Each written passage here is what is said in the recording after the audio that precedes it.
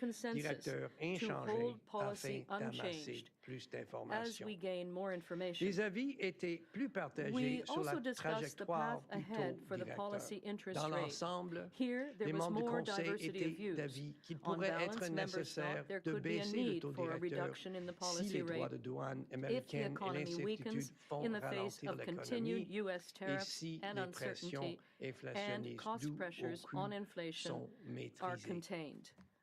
Faced with unusual uncertainty, Governor Council is proceeding carefully with particular attention to the risks. This means that we are being less forward-looking than usual. Notre priorité est de préserver la confiance des Canadiennes et Canadiens dans la stabilité des prix pendant cette période de bouleversement mondiaux. On va continuer de soutenir la croissance économique tout en s'assurant que l'inflation reste bien maîtrisée. Governing Council will continue to assess the timing and strength of both the downward pressure on inflation from a weaker economy and the upward pressure from higher costs. At this decision, there was a clear consensus to hold the policy rate unchanged as we gain more information. We also discussed the path ahead for the policy interest rate. Here, there was more diversity of views. On balance, members thought there could be a need for a reduction in the policy rate if the economy weakens in the face of continued U.S. tariffs and uncertainty, and cost pressures on inflation are contained. Faced with unusual uncertainty, Governing Council is proceeding carefully with particular attention to the risks. This means we are being less forward-looking than usual. We are focused on ensuring that Canadians continue to have confidence in price stability through this period of global upheaval. We will continue to support economic growth while ensuring inflation remains well controlled. And with that, the Senior Deputy Governor and I will be very pleased to take your questions. Okay, thank you, Governor. We will go to questions now, and we'll start with the reporters here in Ottawa at the bank, and after that, we'll go to those who have joined us remotely. As usual, I'm going to ask you to please limit yourself to one question so every media outlet does have a chance to ask a question, and if I forget to do so, please state your name and affiliation. Avant de poser votre question, veuillez vous identifier si je ne l'ai pas fait, et comme toujours, libre à vous de poser vos questions dans la langue officielle de votre choix. So let's go to our first question here in Ottawa, and I'm going to start with Paul Vieira from the Wall Street Journal, please. Governor, does inflation need to slow in both May and June before senior bank officials would consider a rate cut on July 30th? Well, as I think you're suggesting, we will get two more CPI reports before our next decision in July. And yes, we will be looking at those carefully. I guess what I would stress is we did see, well, CPI ex tax moved up in April. And I think more significantly, if you look at our preferred measures of core, and in fact, if you look at a range of alternative measures of core, if you look at the distribution of price changes, the percentage above 3%, what you can see is they all moved up in April. That has got our attention. I will say, though, that there is some underlying volatility in inflation. Some of the components, particularly travel tours, for example, have been very volatile. So you don't want to kind of over-rotate on 1 month's CPI data. But the fact that quite a number of measures of core or alternative measures of core all moved up does make you think that underlying inflation could be a little bit firmer than we thought. So, that is something we will be watching. And what we've indicated is that, look, we're looking at both those downward pressure on inflation coming from the weaker economy and the upward pressure on inflation coming from costs. And yeah, we'll have to factor all that in July. Okay, Kevin Carmichael from The Logic, please. Something of a follow-up on Paul's question, Governor. You said in your statement that you could be persuaded to lower rates going forward if inflation remains contained. What does contained mean? Is that contained at current levels, or do you need to see inflation come off a bit? Well, I know you'd like us to give you like one number. Here it is. That's the line in the sand. It just doesn't work like that. I mean, there is a lot of uncertainty. We're being less forward-looking. We still need to be forward-looking. So yeah, we're going to look. We're going to look and see. I mean, I think the big message here is, look, the Canadian economy is showing some resilience to tariffs. Yes, consumption was softer in the first quarter. You can see the impact of tariffs on consumption. But despite a really big drop in consumer confidence, consumer spending did continue to grow in the first quarter. Business investment was actually a bit stronger than we expected in the first quarter. So you can definitely see the impact of tariffs, but there is some resilience. Having said that, look, the longer these tariffs go on, the longer this uncertainty goes on, the more it's going to weigh on the Canadian economy, the more that is going to put downward pressure on inflation, and we will be watching that very carefully. But we are also conscious that there are cost effects of tariffs. We're seeing that already. The trade disruption, I mean, what we're hearing from firms is that the trade disruption is already adding costs. They're looking for new suppliers. They're developing new markets. That's adding costs. And the retaliatory tariffs that put in place, that is not in the yet in the CPI data that we have. You will see that start to come in the months ahead. So we will be looking at both those things. And as I discussed in the opening statement, in our deliberations, we did talk about the future path, and the Governing Council thought that there could be a need for a further reduction in the interest rate if the tariffs continue, if that creates more weakness in the Canadian economy, and if the cost pressures coming through in inflation are contained. I wouldn't interpret that as forward guidance. That was part of our deliberations, nothing more, nothing less. The only forward guidance we can give you really is as I've already indicated, given the unusual level of uncertainty, we are proceeding carefully, and what that means is that we're being less forward-looking than usual. Okay, let's go to Eric Hertzberg from Bloomberg, please. Hey, good morning. Question on the loonie. Given the potential for more hedging from Canadian investors, the very low starting point of hedge ratios right now, would the bank be willing to look through any material rally in CAD within the context of its policy framework, or would you folks view that and weigh it as disinflationary? I mean, as you know, Eric, we don't have a target for the Canadian dollar. We do, the Canadian dollar is one of the sort of balancing factors in inflation dynamics. I mean, the governor just went through in a lot of detail what we're looking at. There's no single metric we're looking at. We do think that the Canadian dollar has strengthened recently. We do think that's had some effect on inflation, but I mean, we have to weigh it against all the other dynamics. There's not a sort of, again, there's not a kind of magic formula or a single data point that we look at. Okay, let's go to Pramit Mukherjee from Thomson Reuters, please. Good morning, Governor.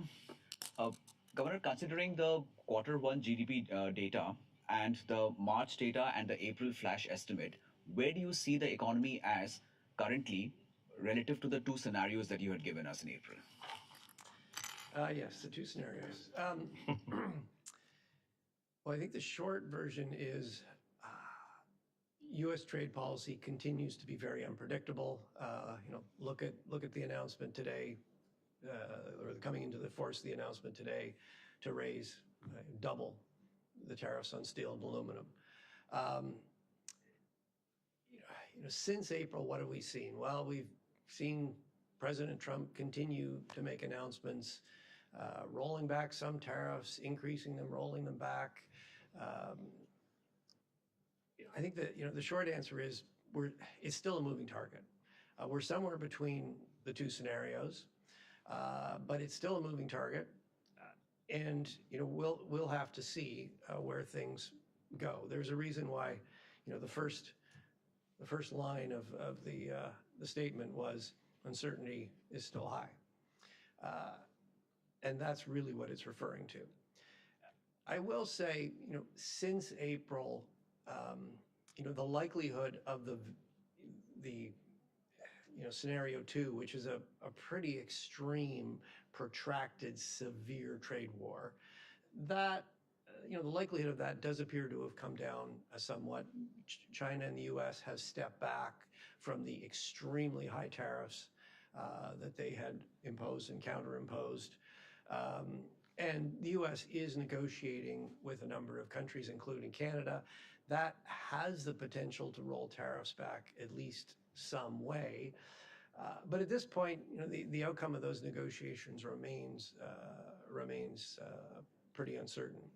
Looking ahead to April, as I said, coming out of the G7 meeting a couple of weeks ago, I hope the situation becomes clear and we can go back to a more usual forecast, or at least a central scenario with some risks. But that's really going to depend on how things play out. So we'll see. Okay, we'll go to the back of the room now, and Craig Lord from the Canadian Press, please. Thanks, Governors. How is the lack of a spring budget from the federal government affecting your decision-making and forecasting at the bank? Well, we're doing what we always do. When governments announce new spending plans, new fiscal plans, we take those on board, we build those into our outlook. So, whatever announcements come out of the government that are, they're concrete, clear plans with numbers on them, we will take those on board. With respect to the government's plan to have a budget in the fall, to be frank, the budget is not the biggest source of uncertainty facing the Canadian economy. It's U.S. tariffs. Okay, we'll come to this side of the room now, and I'll start with Jordan Gowling, please, from the Financial Post. Hi, Governor. How much of a role did trade disruption play in the rise of core inflation in April? Can you unpack what you're seeing in the data? Because in your earlier remarks, you said that it's kind of having some impact. To be really blunt, Jordan, it's a hard question to answer. And the reason it's hard is, so we're not seeing yet in the published CPI data the effects of retaliatory tariffs. It's still too soon to see those. So those are the ones that you can track more directly because you know what things have tariffs on them, and so you can track those prices in the CPI. And in addition to the published CPI, we also get disaggregated sort of micro CPI data. So we will be able to see tariff versus non-tariff goods going forward, or how that is playing out. But it's too early to see that in the data yet. That will come in the coming months. However, that doesn't mean that the trade disruption isn't having any impact on prices, because certainly what we hear from businesses is they're looking for new suppliers to try to avoid tariffs. They're looking for new markets to sell their goods overseas, not in the United States, where they're subject to tariffs. Those things have costs. If the new supplier had been less expensive, they would have already been buying from the new supplier. The fact that they're going to a new one suggests it's more expensive. That has costs. But because that's spread out through many goods, it's hard to say that it's hard to really pinpoint it at this point. The other thing that's going on, getting back to a previous question about the exchange rate depreciated. It was around 73. It went down as low as 68. It's now back 72, 73 cents. But some of that depreciation may also be coming through the goods prices we're seeing now, because it takes some time for that to get passed through. As as Carolyn suggested, that's now going to, assuming the dollar stays 72, 73 cents, that'll start to work in the other direction. So, and then finally, look, 1 month CPI, there's always a bit of volatility month to month. Some of the components like travel tours have been quite volatile. As I said, we're going to get 2 more CPI reports between now and our July decision. We will be parsing this question very carefully. I'll maybe just add to what the governor said. This is where we're doing more outreach than we normally do. We're talking to businesses, so we're trying to, the data tells us one thing, but talking to Canadian businesses gives us the kind of information the governor's talking about, looking for new suppliers, carrying more inventory, and every time an announcement's made, businesses are left to kind of figure out what it means. All of that has costs. You're also seeing it in what businesses are telling us they anticipate is going to happen to their costs and to their prices and stuff. So we're putting a lot of weight right now on what we call soft data or intel we're getting from businesses. Our colleague Sharon Kazicki, Deputy Governor Sharon Kazicki, will be giving a speech tomorrow that'll kind of outline some of this. So. Okay, Najud Amalis from the Globe and Mail, please. Hi, Governor. 8 weeks ago, you cited uncertainty. Now you're citing uncertainty again, and it doesn't look like that's going to change anytime soon. So I'm wondering if this constant evolution of trade policy continues, doesn't that uncertainty alone tilt things in favor of a rate cut?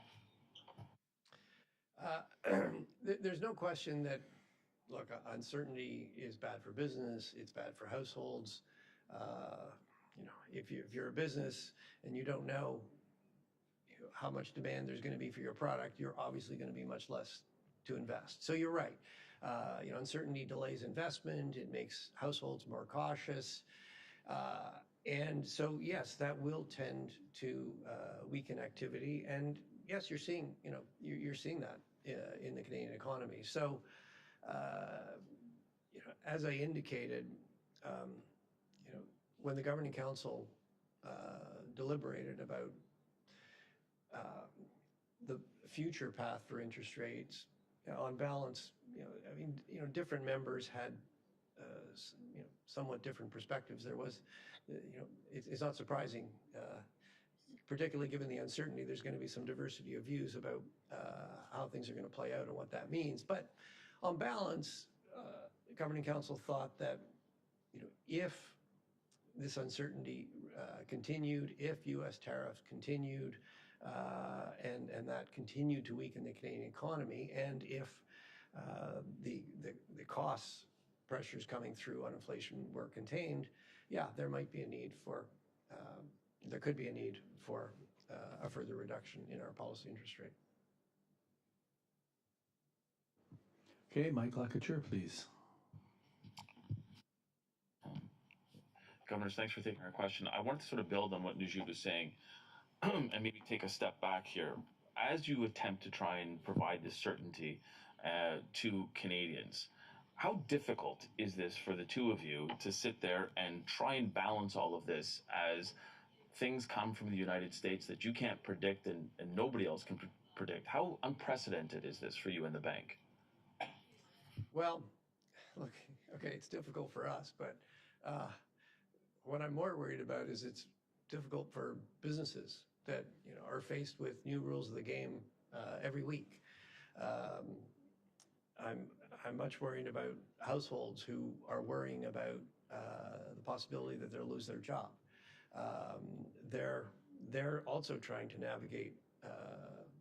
They don't want to pay higher prices. They're trying to navigate how are we going to find lower cost things, goods to buy that get around tariffs. So, look, it's really hard it's very difficult for everyone.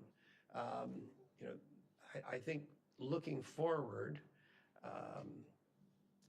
if Canada can get a renewed trade agreement with the United States that reduces uncertainty, the rules are clearer, and that has some durability, I think that will help everybody get on with decisions that will, to get back to Naju's question, that will reduce uncertainty, and you'll see some rebound in activity. That hasn't happened yet. The prospect is there. The sooner that happens, the better. And we're certainly, like everybody else, we're watching announcements coming out of the White House very closely. So yes, look, it makes forecasting the Canadian economy more difficult, but that's just a reflection of the fact that it's more difficult for everybody. Okay, and our final question here in the room in Ottawa is Pamela Ametisamayo from Market News. Good morning, Governor. The last decision had a reference to the bank potentially acting decisively if the economy broke clearly one direction or another, and that phrase is not here this time in this statement. So does that suggest that the two-sided risks have moderated a bit? I wouldn't over-rotate on, it was there last time, it's not there this time. I mean, each time we write these, we have our deliberations, and then we write down what came out of those deliberations.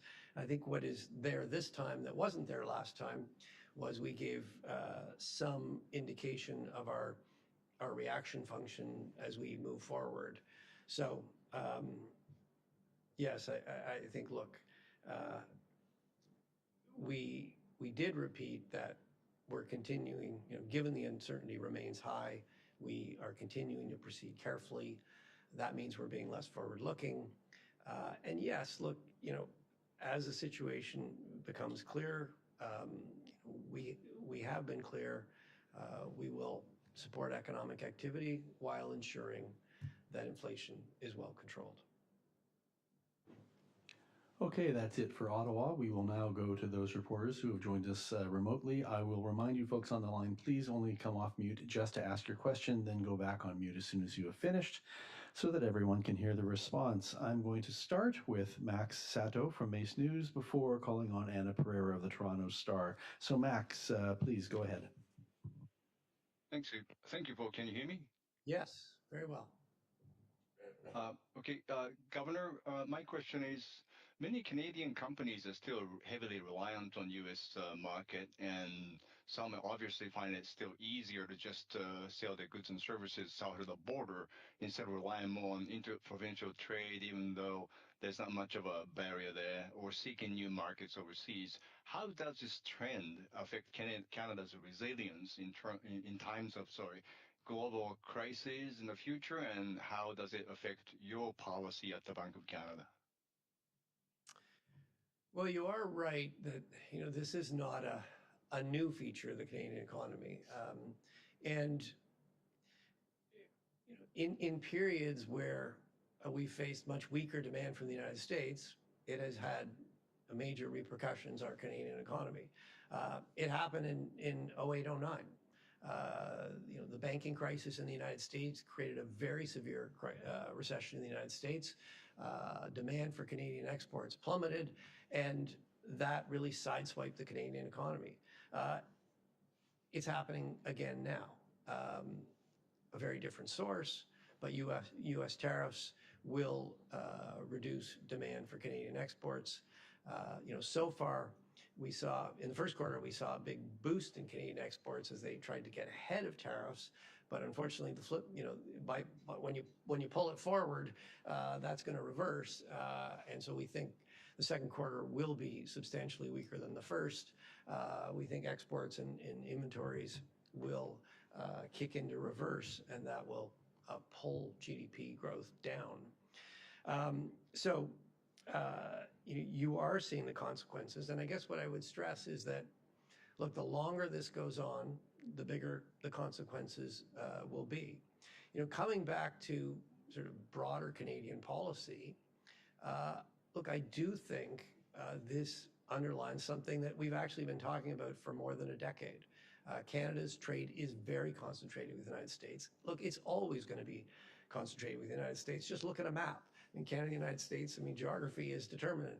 But that doesn't mean we can't diversify our trade And I think, this experience underlines the need to diversify our trade to overseas markets. It also underlines the opportunity to do a better job of developing our internal Canadian market. If we can substantially, comprehensively reduce interprovincial trade barriers and at the same time improve east-west transportation, there is a potential to have more trade within the country and grow our internal market rather than relying as much on north-south trade. So, look, I think, unfortunately, this where we are now underlines again that there is a need for us to diversify our trade as well as develop our own internal market. Okay, next I am calling on Anna Pereira from the Toronto Star, and then I'll go to John McFarland from Yahoo Finance. Anna, please. Hello, good morning. Given the current U.S. administration, it sounds like we'll be living under uncertainty for a while. So what will it take for the Bank of Canada to provide an official forecast for the economy again? And given that we've already received, some insight into this, there are some patterns, some news, do you expect it to be ready to deliver one in July at the monetary policy report release? It is absolutely our hope that we can get back to delivering a forecast or at least a central scenario by July, Anna. A lot depends on the news we get. We just had a question about the sort of pace and volatility of trade policy announcements coming out of the U.S. So we're a little bit at the mercy of that, but certainly it is our intention to get back to a central scenario. I mean, we've talked about really the two types of uncertainty we're dealing with. There is the policy level of uncertainty, just what announcements are made and how long they actually remain in place. They have to be there long enough that we can actually digest them and produce a scenario with them. But even once we have that level of certainty, there is the next layer, which is how do those policy announcements feed through the economy and affect things like growth and inflation and employment and all those things. So you sort of need to get to a certain level of resolution on the first layer of uncertainty to get to the next one. And that's really what a forecast does, is it gets to that second layer of variables. So it is our hope and our expectation that by July we'll be back there, but we'll need to wait and see. Okay, John McFarland from Yahoo Finance before we wrap it up with Rob McClister. Go ahead, John. Hi, thanks for taking my question. You said there was a diversity of views on the path ahead and that there could be a need for a cut. We'll see the summary of deliberations coming up, of course, but I wonder if you could say more about the views expressed there, and especially the potential that we could be at what ends up being a terminal rate for now. Well, I think you're going to have to wait for the summary of deliberations. Look, I think the message was pretty clear. We discussed this. Different members of council have some differences. There's some differences of view on what exactly the most likely outcomes, the most likely path for U.S. policy is. There's some differences of views on, on the impacts those will have on the Canadian economy. But as I said, on balance, there was agreement across the Governing Council in the sense that Governing Council thought that if the tariffs continued, if the uncertainty continued, if the weakness, if there's further weakness, and if inflation is, those cost pressures on inflation are contained, there could be a need for a further reduction in our policy rate. As I said, don't take that as forward guidance. Take that as part of our deliberations, no more, no less. The forward guidance, the very limited forward guidance we can give really is what I've already said. We're proceeding carefully and we're being less forward-looking than usual. And our final question is from Rob McClister of Mortgage Logic News. Go ahead, Rob. Good morning. Despite all the uncertainty, Canada's stock market is hitting record highs, and that suggests at least some optimism for an eventual trade resolution and an economic bounce back. So while the bank doesn't comment on specific asset prices, do you consider the market's confidence to be a leading indicator, and how does it inform your outlook on growth and monetary policy? I mean, we've been saying for a while, Rob, that the markets appear to be optimistic, that prices are pretty high. Just a month or so ago in our financial stability report, we noted that markets look, at least in some sectors, to be priced to perfection. So, and you know, our advice or our comment on that really would just be you need to keep in mind the level of uncertainty and the potential for volatility. We saw a huge bout of volatility in early April as a result of the sort of initial round of policy announcements out of the White House.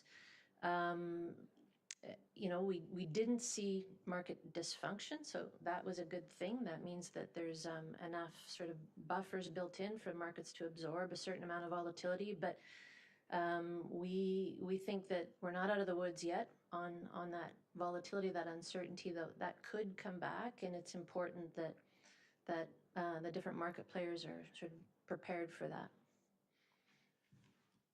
Before we close up, there's a couple things you didn't ask us about that I wanted to comment on. The first is the forest fires. Yeah. We are watching the devastating forest fires in Western Canada, and we are very much thinking about the people whose lives are being terribly impacted. We very much hope these fires are brought under control, and we thank and salute the brave firefighters who are doing their very best to do that. These fires are having an economic impact. It's too early to give you an estimate.